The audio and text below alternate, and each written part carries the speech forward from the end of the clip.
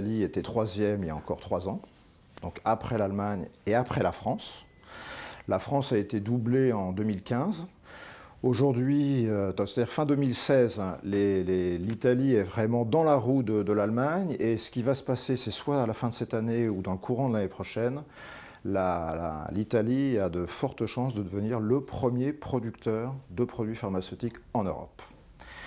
Et donc une croissance très forte, hein. Si vous comparez la croissance de la production pharmaceutique par rapport à la croissance des autres industries en Italie, vous avez systématiquement une différence de 4 à 5 points entre le secteur de l'industrie pharmaceutique et tous les secteurs confondus.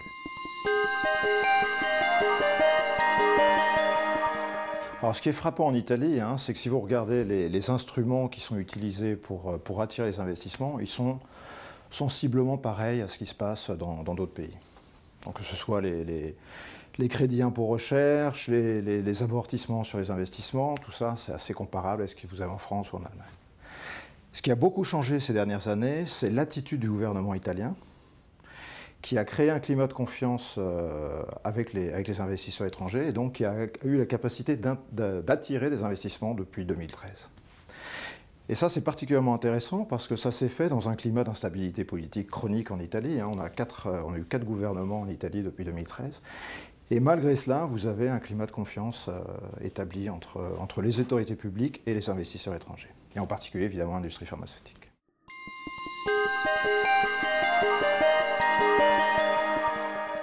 J'étais à une table ronde avec le ministre de la Santé et le ministre du Développement économique il y a 3 semaines. Et ce qui était frappant, c'est que parfois on se demandait qui était ministre de la Santé et qui était ministre du Développement économique.